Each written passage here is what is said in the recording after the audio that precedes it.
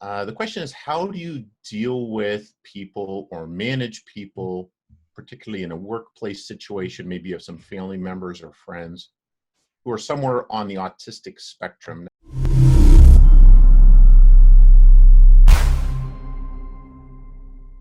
Now, those of you who know the autistic spectrum at all understand that there are extremes, and then there are very mild forms of autistic type sensibilities.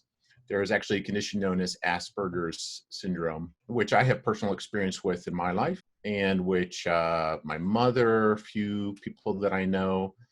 It's characterized by a very black and white view of the world, a lot of perfectionism as a result of that, possibly a little bit of difficulty dealing with emotions, a little bit of additional effort in understanding emotions, and therefore in connecting with and interacting with people. If you can think of what autism is like full on, and then dilute that down to 10%, that's Asperger's syndrome. And you probably know a lot of people like this. You may even have some on your team, your boss, an employee, a workmate. And this is a great question because this is such a common problem these days, particularly for those of us that work in technology or engineering jobs, which tend to attract these sort of very singularly focused type of mindsets. How do you manage these types of situations well and effectively? Dan, do you have any experience with this personally? Yeah, I remember actually when I was in corrections as a probation officer, I remember the first time I got a client who had Asperger's, and they were quite severe, not like severe as in what people think of as severe autism, like screaming and stimming and playing with light switches, that kind of thing. But like the black and white thing, if I used any sort of vague talk, colloquialisms or cliches or anything like that, he would take it very literally. And if I said something vaguely, he wouldn't understand. So if I said, oh, I'll see you sometime tomorrow afternoon, he would never show up because there is no sometime tomorrow afternoon. If I said 3 p.m., he'd show up at 3 p.m. There was these little things like this. And through him and others, I started to learn about the challenges that these people have socially. I also started to learn about their strengths. For a start, in my experience, people on the spectrum are far more tolerant of direct and brutal honesty than most people are, both giving and receiving. My book editor is actually on the spectrum, and she is ruthless with me, which is exactly what I need to edit my book and to work on my philosophical ideas. But better than that, even, is I can be ruthless with her and I never have to worry about offending her. She's always just grateful to be knowing exactly what's going on in my mind directly and honestly. I never get an offended reaction from somebody who's on the spectrum when I'm directly honest with them, as opposed to people who aren't, who want you to sugarcoat things. So there's a strengths and weaknesses thing that you can play with here. One of the things, as Mike identifies, there are certain industries that are attractive to people who are obsessive and intelligent and singularly focused and like order. Things like engineering and technology, you're going to get an overrepresentation of people on the spectrum. Whereas things like creative art or teaching, you're going to get almost no one. So that's my experience with it. I've worked with lots of guys with it, and I've actually coached quite a few on how to socialize, and there's absolutely no barrier to them socializing. It's just people need to work with them, and they need to know their own kind of foibles. What this guy raises in the question is some of the difficulties if you're having a meeting with them, for example, and a guy just starts going off on a tangent, very detailed tangent about a very specific point that doesn't actually need to be discussed. So my first piece of advice is these are the people you do not need to worry about offending with interrupting. You can say, look, I need to stop you there because we're getting off track, and they're not going to cry about it. Actually, what I've found in my experience is people who struggle socially in general, whether it's Asperger's or anything else, they really appreciate leadership and structure.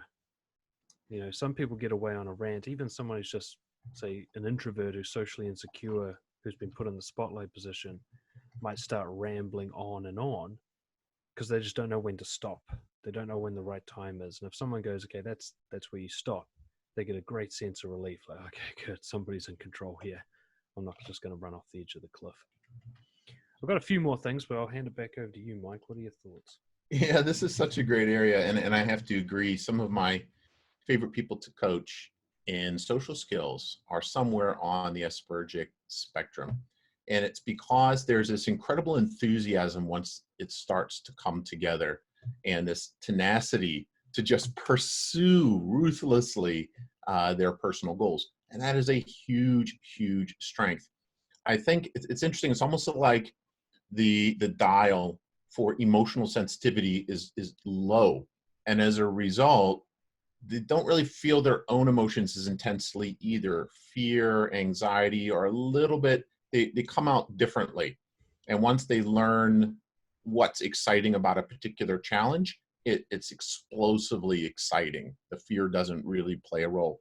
So this is why probably most of our best scientists and engineers in history have been able to just work ridiculous hours and create incredible things, is that characteristic.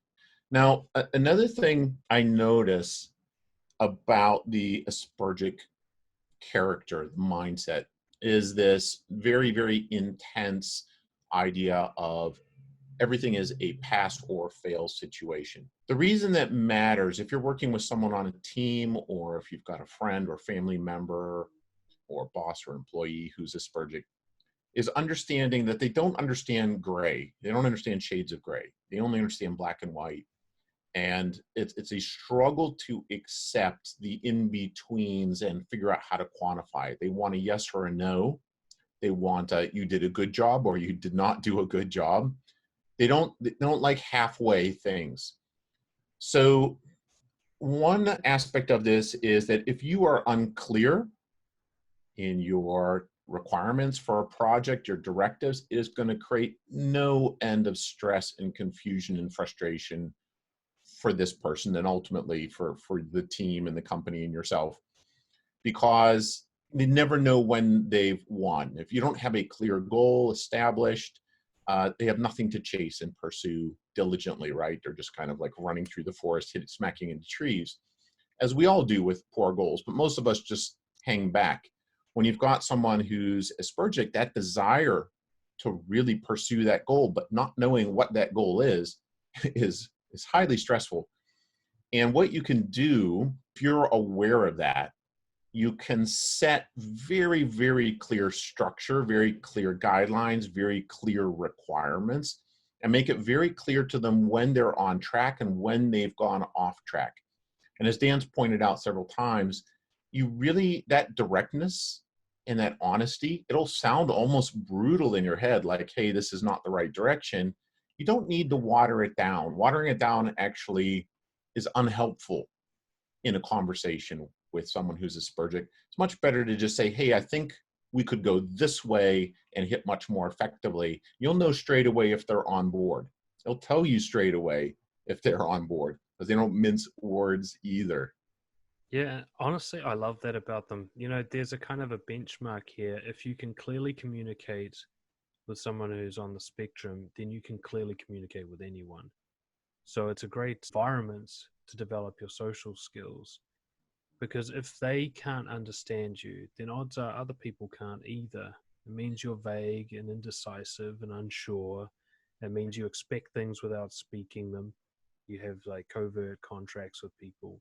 You can't get away with that with someone with Asperger's, because they're just going to run with what they know, and it'll be very clear. They're not going to hang around or guess or assume on your behalf like other people will. That's one of the things I've found about having an editor who's on the spectrum, is as she goes through my book, she tears it to pieces if anything is not relevant to the point, if anything is waffling, if anything doesn't come to a conclusion. And she's right. I'm reading through it, I'm like, that's just pointless noise. Why is that in there? I like the sound of it. It makes me feel good to write it. But she's just called it out for what it is, which is waffling gray bullshit. One of the things that you learn through working with somebody who's on the spectrum that actually is applicable to any relationship is setting up boundaries and understandings. How do you want to interact with each other? How can you understand each other? rather than going, shit, is this person on the spectrum? Do I need to follow the 7 principles of talking to someone who's autistic or anything? Just ask them, like, what do you need from me for us to communicate clearly? Because here's what I need from you. And come to an agreement. And this is a great practice. First, you do it with someone like this who's actually going to appreciate you for it and not get all huffy that, you know, that you're not going to guess what's in their head because they don't understand that whole concept anyway. But it'll help you set up for later on for somebody who's not on the spectrum and has a lot of covert expectations and wants people to just guess what they're thinking. You'll be able to call them out and say, no, that's not how I do things.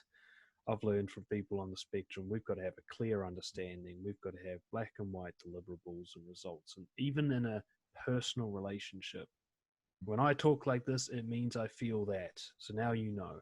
So I just saw a latest study that came out. I might post the link below the recording. That's basically showing that facial expressions are a hugely inaccurate indicator of what's going on inside somebody. Basically, they're faked a lot of the time or they're misrepresentative. So for somebody on the spectrum, they already know that because facial expressions are a fucking mystery to them. They often misread them. They'll often say things that are inappropriate or seem to be offensive and they don't seem to realize it and so on because the face is kind of a mystery for them and they don't like looking into faces as much as others anyway. But the funny thing is, they're right. Faces cannot be trusted. Facial expressions are not largely accurate when it comes to what people are really thinking. So you have to actually tell people. You might think, hey, it shows what I want, and then you get disappointed at people for not delivering. When actually, no, you didn't show what you want. You didn't say it out loud in black and white. Just coming back to the original question, what I'd suggest, he says something like, how do I manage that tendency they have to go off track? You know, I want a succinct answer in one sentence, not a 10-minute explanation. Tell him that. Say, I want a 1-sentence answer. All right. When they start going off on track, goes, look, this is too much information for me. I just want to know the answer to this question. Here it is. What's the answer to that? They will appreciate you for doing that because they're running like a train with no tracks here. They're just like, fuck, I'll just keep talking until I hit the mark because I have no idea what's going on. Give them a mark to hit. Yeah. And I got to add something to this here. There's some fascinating brain science going on right now regarding full-on autistic people who can't even communicate, basically sit and shake. That a big aspect of the problem that they're experiencing is that everything, every sensation, every sound, every noise, every gust of wind, every bit of light, everything has maximum significance. The brain can't filter that many points of data that are all significance level 100. Whereas we know how to ignore shit all the time. We ignore most of what happens around us and figure out which part is relevant for us. Someone who's fully autistic can't quite do that. So it feels like the world is screaming at them and blinding them and hurting them all constantly at, like they're on fire. Now, someone who's Aspergic has that to a lighter degree. They're functional, but that tendency is still there. And what that means is that when you're in a business meeting and you ask someone who's Aspergic, hey, can you explain your logic behind this situation? Or can you tell us where this feature is at? Whatever question you ask, they will give you every piece of information about it they can, because to them, all of those bits of information are crucial for you to know. They can't filter it. So a few ways you can manage that, as Dan said. One is help them narrow it down. Say, hey, I've got 60 seconds. I need an answer. Is this ready? What date will it be ready? Are there any big barriers to you getting this feature done on time? Another thing you can do is give them that list of questions well in advance of the meeting, preferably the day before or that morning, so that they've got several hours to actually think about what are the key things they need to know in my 3-minute summary of where the project is at. And it will make their life a lot easier, a lot less stressful. They'll have a chance to go through and identify those important things. It'll make your life a lot easier, and you'll get something much more valuable out of that. Dan, I've got one more thing I'd actually like to add on this topic. Did you want to share anything else on your mind right now? Just to confirm that, and just as I hear you speak, just emphasizing the importance of understanding that this is just basic leadership. Mm. This is what you should be doing with everybody. One of the reasons that people struggle to communicate with others on the spectrum is because they're actually very indirect and they're shy and cowardly about what they want. You can't get away with that with someone who's on the spectrum. They can't guess what you want. So if you can actually work with someone like that, you're practicing for everybody. You know what? I'll prepare all my staff with questions before the meeting.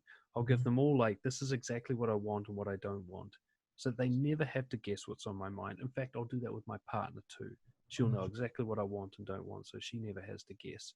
They don't need to be on the spectrum for you to do this. Like I said, it's, what is it? I think it's attributed to Einstein. I don't know if he actually said it though, which is if you can't explain something simply, then you don't really understand it. Well, the people on the spectrum are a litmus test for that. If you can't explain something in black and white, then you need to stop and go, what do I really want here? I need to be able to explain in black and white to be sure of myself. If you're coming in with uncertainty, they've got no chance. So get your shit sorted and then give it to them. That's the only point I wanted to make. Yeah, that's great. I think that's actually Richard Feynman, by the way, who's famous as a professor because, he encouraged people that if you can explain it to a 5-year-old, then you understand it pretty well. Until then, you're not ready.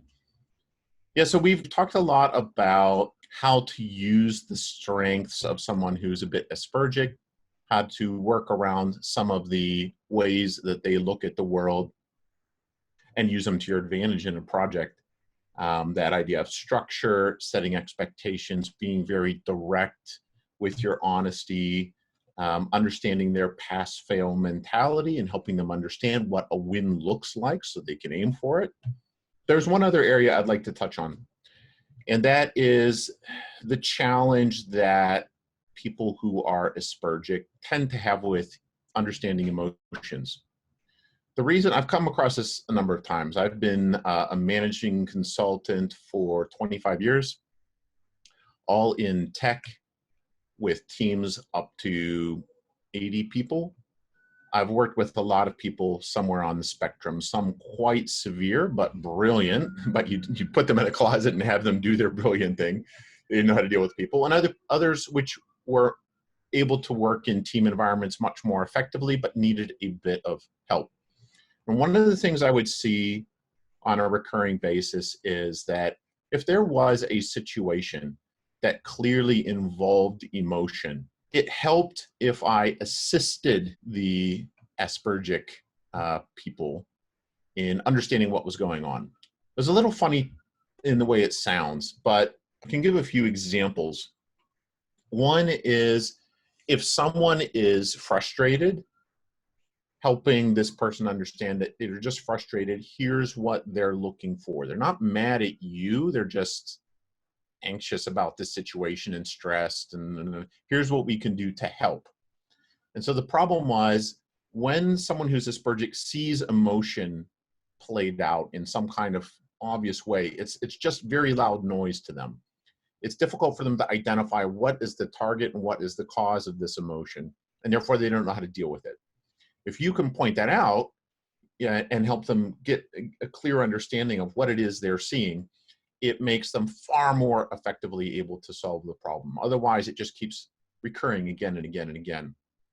I've even seen cases where someone would start laughing in a meeting or crack a joke or something, and someone in the room, again on the spectrum, might immediately just start laughing because they thought they were supposed to, but they didn't know what the joke was, or they didn't get the joke, but they didn't want to be left out.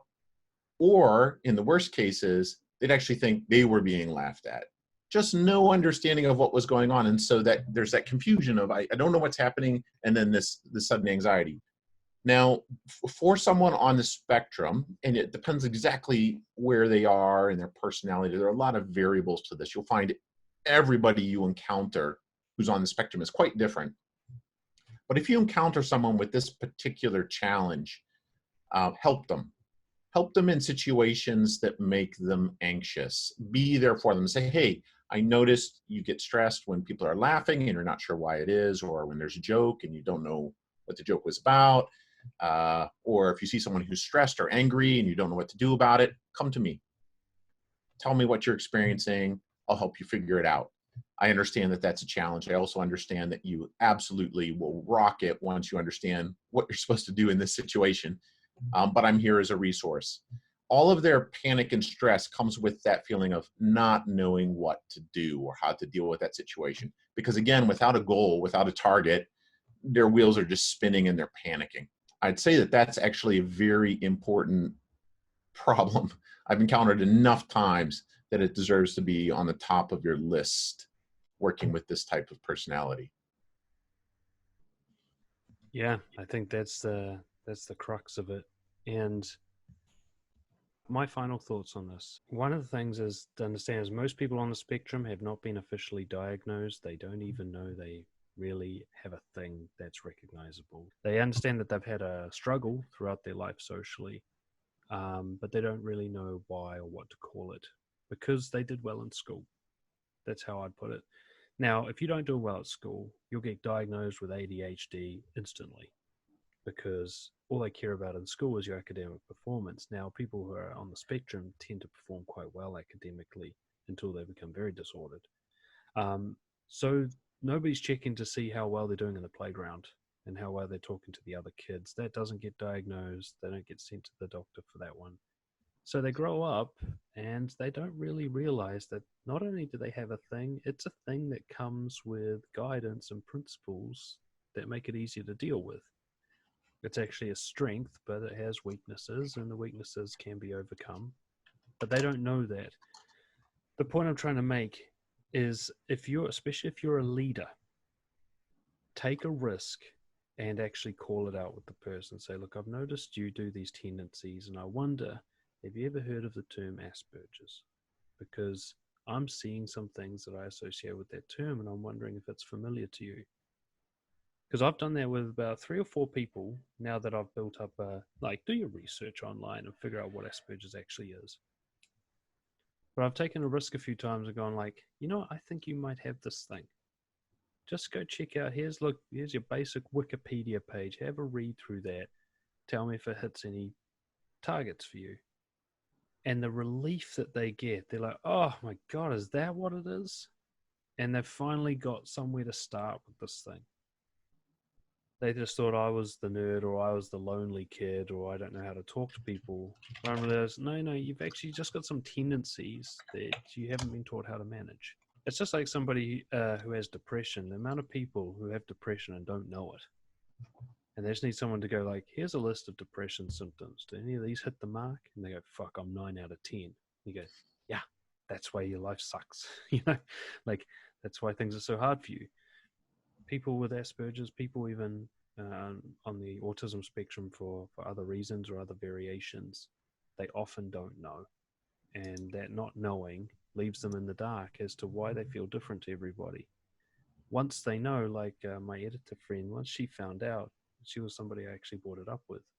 She straight away, not only did that reduce half of her anxiety, because she's like, oh, it's just a thing. I'm not this weirdo. Like, it's got a name and there's a way to deal with it. From there on out, she was able to explain it to people. She's like, look, if I ever offend you or if I'm too honest, it's because I'm on the spectrum and you can actually tell me about it. You can challenge me on it. I'll be fine because I won't know when it's happening. You can tell me. And she forms friendships by creating these boundaries and these agreements with people. She lets them know what to expect from her so they don't think she's weird, and it works out well for everybody. Because the guy who sent in the question, he's actually mentioned he might be on the spectrum himself. So the best thing you can do is put everybody else into the clear about it. Look, I've got this thing, or I've got this way of interacting that some people find difficult or unusual. And once you know about it, you can call me out on it. You can talk to me about it. There won't be a problem anymore. You'll know why I don't react well to that, or why I don't understand this, or why I'm suddenly really blunt and honest. Once you understand, you won't be offended or put off by it, and you're allowed to talk to me about it. You set that up, and then it turns out you really don't need to do anything about Asperger's, because once everybody understands what's going on, they can adapt and adjust to it and connect with you just fine. Fantastic. Yeah. And I think at the very beginning of the discussion, Dan, you pointed something out that a lot of people miss, is that if you have someone Aspergic in your world, in your workplace, in your circle, understand that they have incredible strengths to bring to the project. Your goal is not to manage them into a corner. Your goal is to help bring those strengths out, which will be the most fulfilling thing for you, for your team, for your company, for your project, every aspect, and of course for that person as well. So it's very much worth learning these skills. I reckon we Absolutely. should probably wrap it up there. Yeah, that's a good place to wrap it up. I see we've got quite a few questions in the queue coming up. We're doing about 2 a week right now, and keep them coming. There's some really exciting questions coming forward, and thanks so much for those of you that sent this week's questions through. Definitely. And we'll just tackle them as they come up, covering a range of issues. We'll rant and we'll give our opinions and advice, and you can do what you wish with that. Thank you all. See you all next time. See you soon. Cheers.